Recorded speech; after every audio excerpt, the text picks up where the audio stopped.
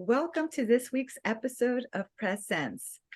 Today we are joined by Geoff Browne. Geoff Browne is a filmmaker, photographer, producer, as well as an actor. He has filmed in China, Tibet, Nepal, Iran, Saudi Arabia, Thailand, and more. He's done many documentaries, and he's a first-class storyteller. And he has over 25 years of experience. He's originally from Montreal, but his career has taken him globe-trotting. Welcome, Geoff. Hey, Cindy. Great to be here. It's great to have you. Geoff, your scope of experiences cannot be summed up in so little words. Can you tell us a little bit more about yourself beyond what I shared with our audience? I think you summed it up very nicely. I'm not sure if you said director in there. Ultimately, I do cinematography, but directing has always been the passion and the goal. Directing, film and documentaries. I'm transitioning out of docs into more scripted narrative projects. Life is really what helps me create stories. I'm also a writer and work with some big writers in town here. I'm a storyteller. I call myself a global filmmaker because my focus really is telling stories, unique stories from unique locations around the world. I've traveled extensively and I've met so many amazing people in my journeys, and I've met bad people in my journeys. I love people and cultures, and I love actually putting myself into opposite scenarios from how I grew up. And so that's kind of somehow been a quest of mine, but looking back, that's what I've always wanted to do. Experience a complete different life from what, I had growing up in Canada in a small town at private school. Is there something that you can point out to that is a driver for visiting different cultures and different spaces and places that just really fills your spirit? Well, it's funny. My mom found a photo of me sitting on my grandfather's lap when I was 4 years old, and he was reading National Geographic to me. All of our grandparents are always such amazing people to us. And I just remember my grandfather, I don't know if he was a huge traveler or not, but he was always very interested in other people and would always tell me stories. And that kind of fascinated me. I think that was sort of one of the initial seeds, probably, was sitting on his lap and looking at National Geographic. We also had National Geographic magazines around the house. So I think that really shaped largely who I am in terms of my quest for trying to go to places where other people haven't spent much time, or to try and be, a first, if that's even possible nowadays.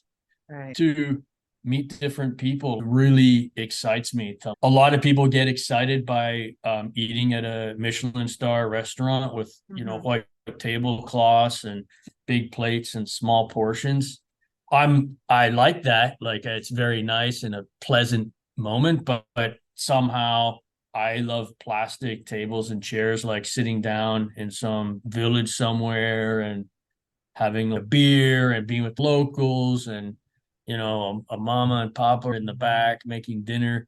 Like, that to me just excites me for some reason. It's funny because you go to these nice restaurants and they'll say, for example, Mama's dumplings or something like that, or pasta from Italy. There's an expensive restaurant here in LA that is built to look like you're outside in the side streets or back streets of Italy with the brick and the window and stuff, which is, extremely expensive. So it's a pricey restaurant with nice food and everything. But I think in a lot of ways, through Michelin star restaurants, despite the beautiful presentation, is to try and take you back to the organic reality of where the food comes from. And so I love the Michelin thing, but I love to be in the real alley in said country. That is brilliant, is the best way I can say it. There's a great book by Baudrillard on simulation and simulacra. And I think what you were referring to is this performative simulation of mama's house or that outdoor place. And that's what it is. It's a simulation. versus the actual tangible, banal experience of it, which I think is what you're getting at. You're like, okay, the simulation is great. It's perfectly manicured and curated, but I want that banal experience because then that way I can connect to it from that human perspective versus what's been curated and simulated for me. Yeah, absolutely. Quite a different way to look at the world, because one of the things that we find is we like things in pretty packages. Even when you're posting things in social media or what have you not, everything has to be perfectly curated to have the right look versus just being gritty and getting to that experience. And I believe that's also something that you take to your storytelling, the idea of the authentic experience, as authentic as it can be, which is what you've done with a lot of your documentaries as both a producer and a director. Am I understanding that correctly, Geoff? Yeah, 100%. That's exactly right. Having said that, you've always had this interest, this quest in being a global citizen and just being, you know, in authentic places and spaces. How did that impact your desire for storytelling? Well, first, it was never premeditated to be a global citizen or anything like that. Like I never put any kind of title on who or what I was. I just know what I love and I just want to go for it. And that's what it is. And that's kind of like the real authentic experience rather than how you so eloquently put, rather than that sort of fabricated experience that's built off the real experience. It's really affected the filmmaking because again, it's what I'm seeing and tasting and the stories I'm hearing are come from the actual source, the authentic source that it is. And now, you know, as I have segued into scripted filmmaking, all art, as we know, whether it's painting, music, whatever, it comes down to the details, the tiniest little details, whether it's a painting, the shadows on the distant trees, you know, in the grass, whatever it is, those little details are so important to keep things authentic.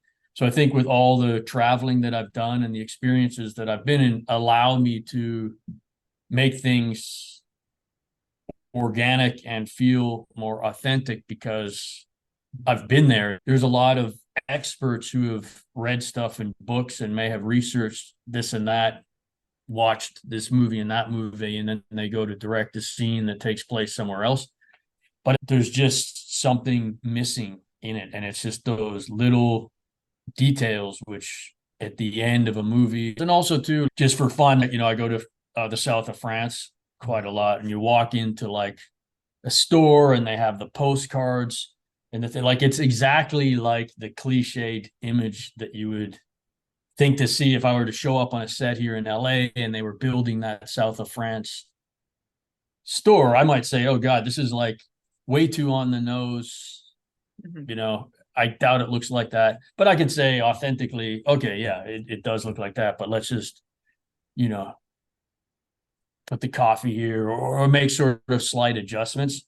So I just like being able to go, and I did a lot of stuff with National Geographic Drugs Inc. maybe is a better example, where I did ride-alongs with the LAPD and the FBI and the DEA, meeting with dealers and drug, you know, addicts, secretly doing bus, all that kind of thing.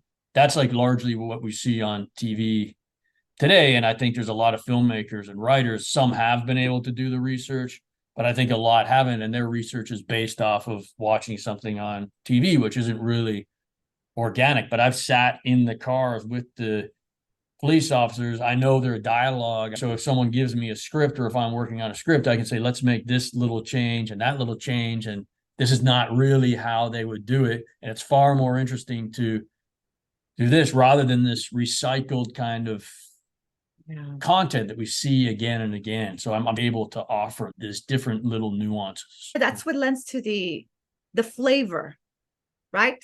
Right. So it reminded me of an experience that I had, Geoff, where a couple of years ago, I was invited to collaborate on a project an arts project with the Department of Criminology at a university that I was working. It's the Department of Criminology and the Arts Department. We went to Avenel State Prison. Before we went there, we needed security clearance, background checks, the normal things that you need to do to actually go inside the prison. And I remember the first time that I walked inside and met with a lot of the incarcerated individuals. It completely changed my perspective than from what I see on TV or on a movie or so forth. Right. And there were some tropes that were accurate, but there were also tropes that were obviously sensationalized. But I Right. do remember how different that was. And I referred to that versus traveling only because you made references to meeting the police officers on ride-alongs and learning about that, as well as the DEA and so forth. And it's a completely different world. And it's so easy to get caught up in recycling tropes, whether it's recycling tropes of violence, of drug use, or of different cultures.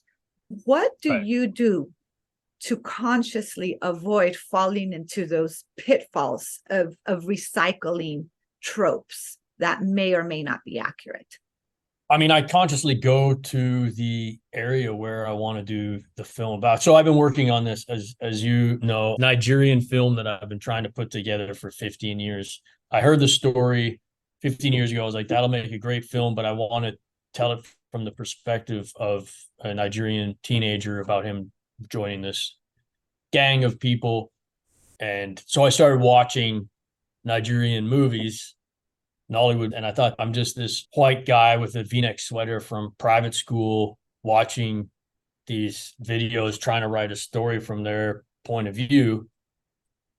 And I just knew it wasn't the right thing to do, and I'm not going to do it justice. So I put a note on Facebook and I said, I will exchange doing photography or videoing for free with any foundation or company if they cover a trip to Nigeria for me. And within like 2 weeks, there was a foundation that had an orphanage in Nigeria, and they said, we would love to get some video done. We'll cover your costs. We'll do that exchange with you. So within 2 weeks, I was on a plane to Nigeria and stayed at this orphanage. I spoke to the foundation that had created this orphanage. I said, I'll do the shoot for you guys for 2 weeks, and then I'd like to stay a little bit longer to research this movie I'm trying to do. And so that's how I got out of the tropes and how I got to go and meet the people. And even Robert McGee, who teaches about writing scripts and story and stuff like that, one of his sayings, I don't know if he's quoting somebody else's, but the quickest way to kill a cliche is doing research. That sort of always stuck with me as well. So as soon as you do research, you kind of kill the cliche, because truth is stranger than fiction. And we've all been in that scenario thinking, oh my God, if this was in a movie, people would not believe that this happened. So it's just all about research. I love that part because I love the adventure of going to a different place and meeting the people. And it's funny, I was just in Vancouver on another shoot, and there's this coffee shop I used to go to called Joe's, and it's this old guy and two kind of old guys. It's this Portuguese Italian place, totally empty, couple pool tables, incredibly authentic. And just before that is kind of like a fancier restaurant where everyone's outside having drinks and stuff. And I remember 15, 20 years ago, I lived in Vancouver for a while. I would walk past that place and go sit at Joe's and have a coffee and work and right there. And it was the exact same scenario the other day that I was there. It's that same restaurant and Joe's is there. And I remember just thinking, like, I went into Joe's and had a coffee, really just this sort of as a tribute to my younger self having a coffee. And I just thought it was still cool because there's this little Italian family there, and they were sort of going on. The soccer game was on in the background, and the kids were chasing each other around. And I was like, God, this is so like authentic and real for like a coffee shop, in terms of that kind of vibe that's so amazing to me. Now you're making me want to have a cup of coffee.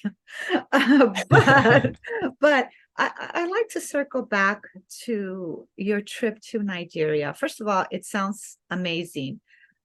tell us a little bit about how that opened up a new perspective for you? What did Nigeria do, Geoff Browne?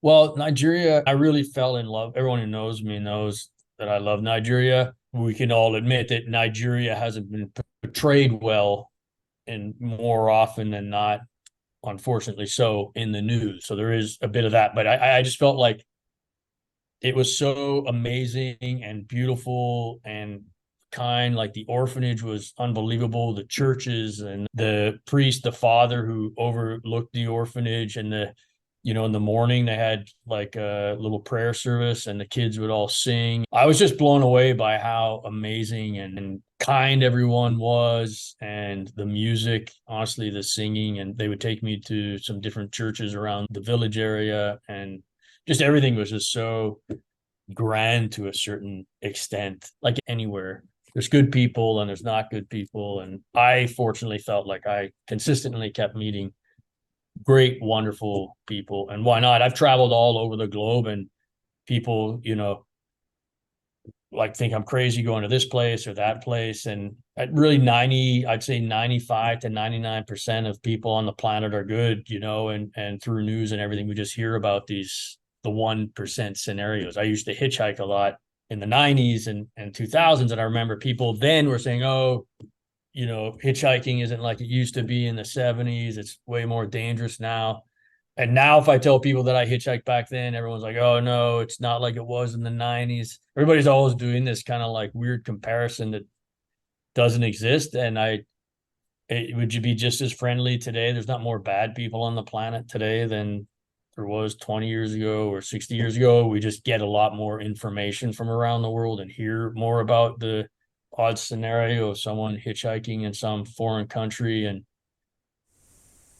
we package it all into one thing. It's just we get more information. So I think some people have become a little more fearful of the globe.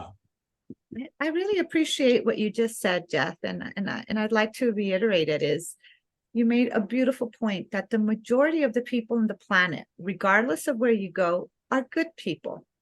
But we have been perhaps, and I'm adding some words here, trained to expect terrible things, because when that emphasis is on that small percentage that you were referring to, it gets media coverage everywhere. So there's more access to information. And then all of a sudden, you start expecting the worst versus expecting the best. And I think that's a beautiful quality that you have. And I know you have that because I know you outside of this platform. Is you have a certain level of positivity, of expecting goodness in people when you travel to remote regions that is not always seen with everybody. A lot of people want to stay in a certain lane, go only to the touristy places, and you're saying, no, I want to see it all. I want to experience it all. And that is such a wonderful way to get to know people and the human experience from different places and spaces, which has contributed to your amazing storytelling. And on that note, can you tell us about some of the story that you may be working at? Perhaps your Nigerian film or another project that's meaningful to you, but also expresses the stories and this human experience, if you will. Yeah, well, I'll stick with the Nigerian project.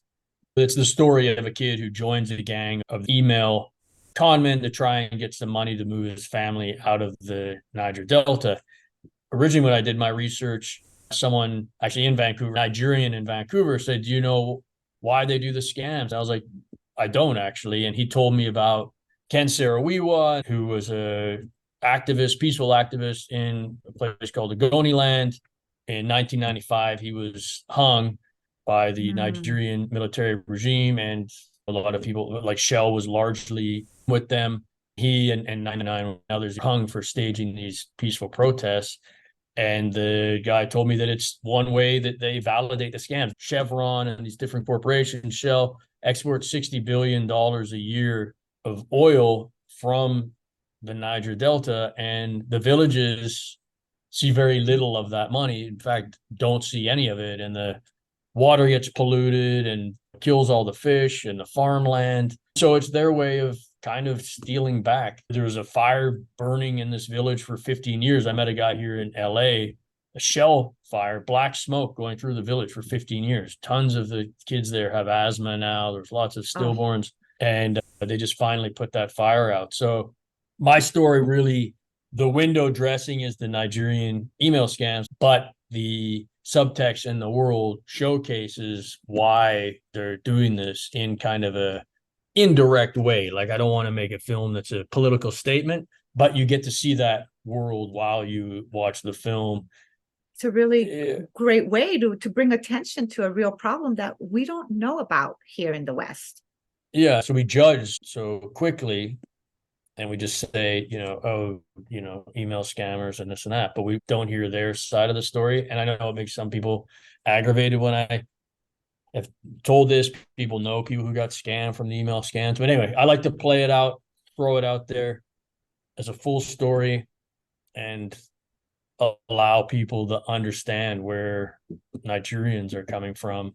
And ultimately, too, the film, to inspire kids and stuff like that, not to, to listen to their instinct is kind of the theme of the movie. But, as a filmmaker, I do believe I want to entertain the audience. I don't want to this is not a political film. It's an entertaining film. I like films where it's entertaining, but you sort of subconsciously see and learn stuff as you go through the journey without being like hammered on the head with it. There's a certain level of advocacy on your end where you're saying, okay, these are real problems. There's a village where a fire was burning for years. And you're saying, I am not condoning the scam. So it's not about condoning that. What you're saying is, let's understand where they're coming from based on these larger issues. And so what we're getting at is this imperfect human experience, right? But because we're all imperfect, we all have different shades within us in terms of our faults, our virtues, and so forth. That's part of the complexity of being human. And yet it's not about saying you're bad or you're great. It's more like, this is the situation. Let's give you a film where you can look at a situation, and may this film inspire you to do your research. Right. May it inspire you to trust your gut. May it inspire awareness. And in the process, also give you a heartfelt story that entertained you, if I'm understanding correctly. Exactly. Like a film that feels too much like it's politically motivated or trying to teach a lesson can come off as a bit cheesy, would be a way to say it, or it's kind of a turnoff, condescending or melodramatic. Mm-hmm. So there's a fine line. I always bring up Blood Diamond. Blood Diamond to me is a great example of, you learn about the diamond industry, but you're actually having a fun time watching the story, but you're sort of learning something along the way. I love watching foreign films that are shot in different countries and just unique stories where you see the world of people wherever it may be.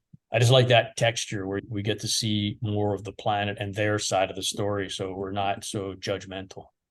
I love that. Going to repeat what you just said. When we see more of the planet, we understand them better. Othering that sometimes can be both a negative or a positive. And when we understand better, we judge less. And we see that we're just humans at the end of the day. Going back to what you said earlier, Geoff, most of the planet is filled with good people. Most people want to have a cold beer at the end of the day. I remember being in Japan 20 years ago and then being in China. I remember being with a group of guys in Japan having beers at aname, and being with a group of guys in China and having beers in aname, complaining the different countries and, China's angry what Japan did to them during the war, all this kind of stuff. And I remember really sitting there going like, guys, we're all like the same people. We all want like a cold beer at the end of the day. Like, you would be good friends with the guys that I just had beers with in Japan a week ago. It's just like we're all so similar, but without the education, with just looking at the news and not going there and experiencing the people yourself, that's how the judgments are created. The world has evolved a lot since that story, but I do remember that was eye-opening, just going like, we're still eating, we're doing the exact same thing. Each of you guys are bitching about the other country, but you're really, we're all, you know, at the end of the day here, we're having like peanuts and beer. They're having like edamame and beer, Yeah. we're all the same thing. It's all about having a cold beer at the end of the day. That's what storytelling reveals, that we're all human at the end of the day. We just come to our humanity from different perspectives. It's amazing that you get to do that as a storyteller, as a producer, as a director, also as a photographer and actor. Is there some type of highlight you might want to share with your audience of when you had a moment where you said, yes, I am doing exactly what I'm supposed to be doing it, and I love it? It's happened so many numerous times, just the coincidences. But the Tibetan film, which I finished in 2004, and the title's Call It Karma. And the reason it's called Call It Karma is because there were so many karmic things that happened that allowed me to get the film done, that it's just, amazing coincidences. I have so many stories with Call It Karma, but one, I was in India and I was trying to find where the Dalai Lama was, and I didn't have any passes to film him or to go see him. And I kept calling the head office of the Dalai Lama in Dharamsala, asking where he is, and they weren't really telling me. And I had been going around trying to collect letters from different high religious philosophers, priests, whatever, to say that they support my movie and that I should be allowed to allow me to go film the Dalai Lama. Finally, they're like, oh, he's in this place called Dehradun. It was kind of a nightmare in its own way, getting taken around in these tuk-tuks and trying to organize all this stuff to get these letters. Anyway, we finally get to Dehradun, and I have these letters with me that I've printed out that I'm going to try and show security to see if they'll let me in. And I wake up at like 4 a.m, and I want to go there early when they're setting up before anyone gets there. I think that'll usually, those little things can happen. I get there and it's just already filled, and it's just 100,000 monks in their saffron robes, everyone looking the same. And I try and sort of march past security, just looking straight ahead, thinking, if you walk with a purpose. I used to be great at sneaking into things, but they stopped me, and I was like, oh, I'm supposed to be filming the Dalai Lama. And the guy's like, no, no, no. And I'm like showing him the letters. I've got these letters from these priests and this thing. And he's like, no, no, no, no.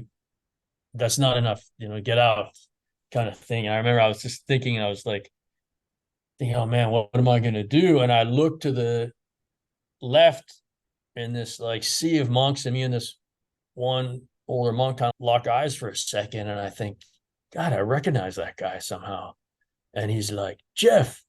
And I was like, Lama Sensen, who's a Tibetan monk that I'd met in Vancouver. And he's like, what are you doing here? And I was like, I'm trying to film the Dalai Lama for such and such. And he's like, oh, come with me. And he gets me like passes for 3 days. And if I just looked at the wrong second, it would have never happened. So lots of these like little things like that just happen to get that film done. And, you got to really pay attention to those little signs and scenarios. I am at my happiest self when I finally check my bags at an international airport.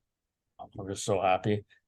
And then ultimately filming and taking photos and stuff. They say where you sort of lose yourself in it. I could go, people have to rip me away from a camera or from set at the end of the day. Those who know me, I will shoot forever. FYI, if any producers are listening, I will make the day, but I will go and go and go and go and go and go nonstop. And finally it's like, okay, you've got it. We got to go. Because you're in the pocket. You're in the pocket. I'm in the pocket, and I just love it. And just time no longer exists. But Geoff, you said something so important that I think that people who are listening can relate to and should be restated, was pay attention to details. Sometimes we're in such a rush to go about our day, to get things done, to get, something, that we don't stop. We're not present, and we don't pay attention. And if you don't pay attention and you're not present, you could miss the opportunities.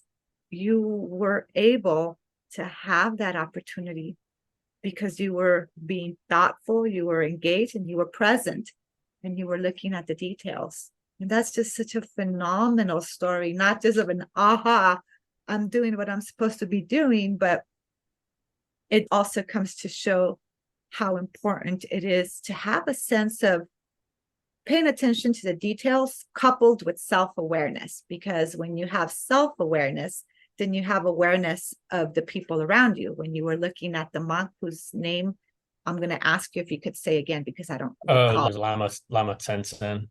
You both knew each other and you were paying attention. I think that's just simply phenomenal, especially for people who are in the film industry, such as yourself, right? It's those details, right? The devil's in the details. That's what makes great storytelling and great films. My next question to you, Geoff, is why films? You're a great storyteller. You could be writing stories and publishing books or writing poetry, but your preferred medium is film. Why? Literally E.T., Star Wars, Indiana Jones, which I think largely also sort of seeded my mind to travel and see different cultures and get into unique scenarios. Just storytelling. I remember seeing some behind the scenes stuff of Star Wars, of them, I think in the sand dunes of Morocco somewhere. And I just remember Spielberg and that they had like the scarves around their head and they're out in the elements shooting these scenes. And I remember just thinking as a kid that was like this so cool and amazing, and like felt like, I'd sort of grown up in a world with like people were wearing like a jacket, work meant like a jacket and tie in a cubicle kind of thing. But here were these guys in like t-shirts in the sun, like playing Star Wars, creating Star Wars. And I remember thinking like, that's what I want to be doing.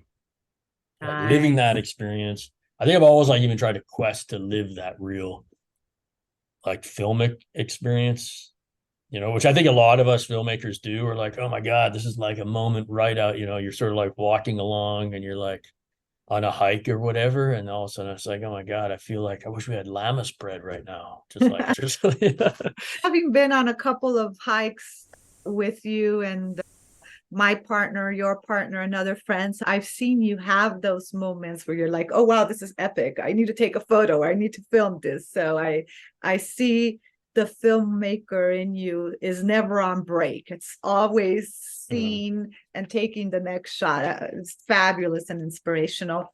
Geoff, if I may ask you one final question, is there any advice that you can give to existing filmmakers as well as new filmmakers that are coming into their own and in the industry?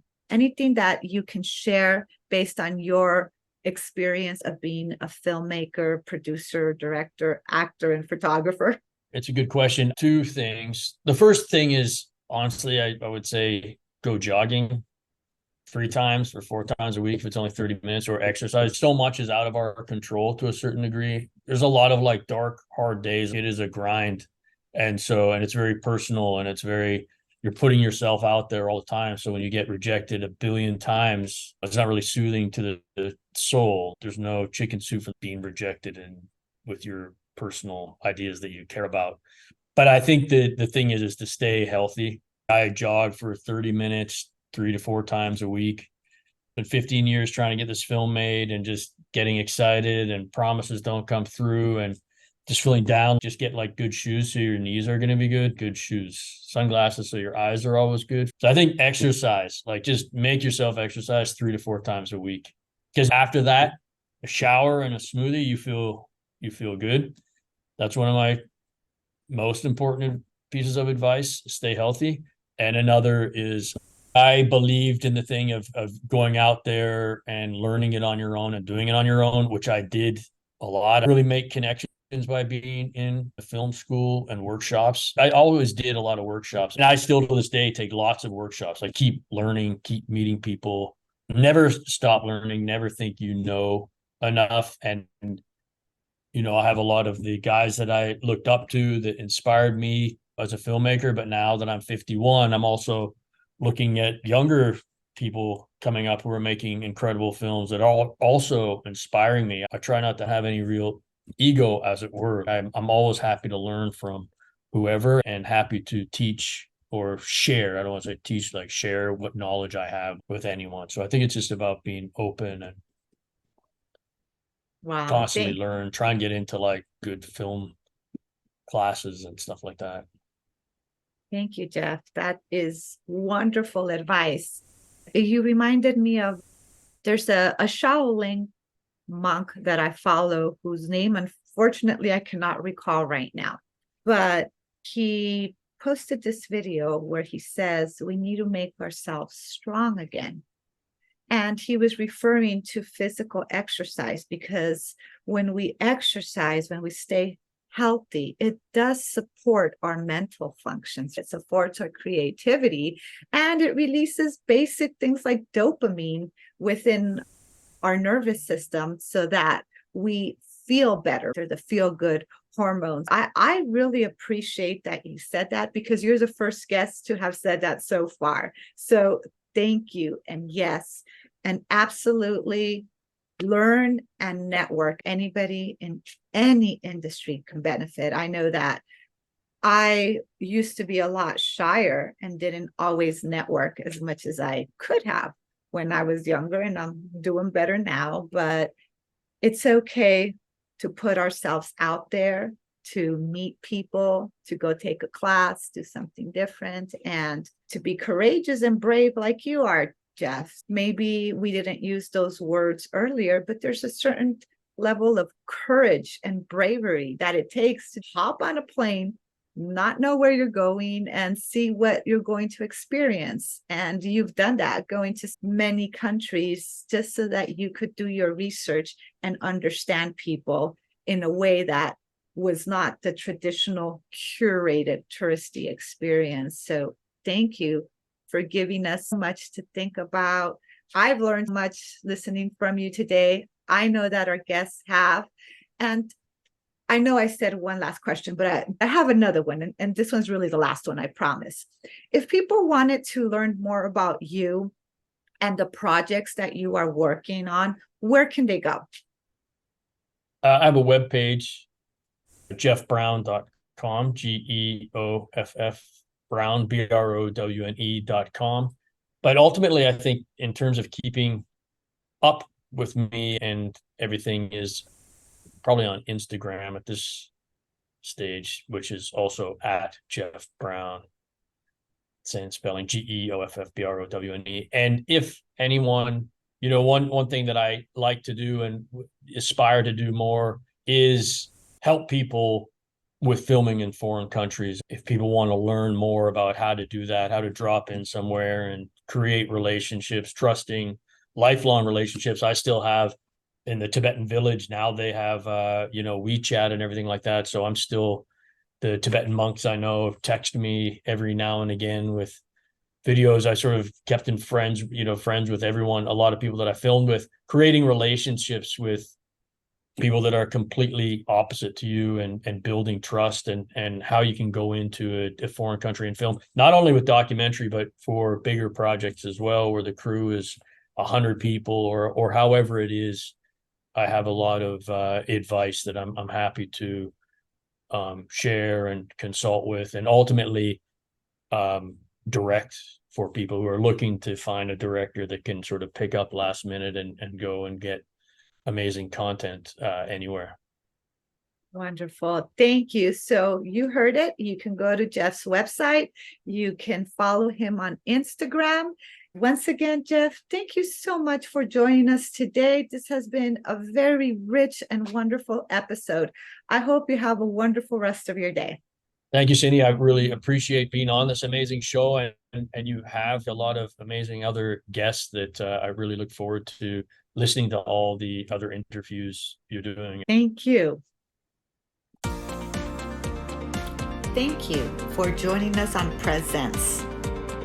For more information on how you can create greater levels of impactful presence in your professional and personal life, visit www.cindyurrutia.com and follow me on social media. If you haven't subscribed, please do so. Feel free to post a comment and we'll read it on the show.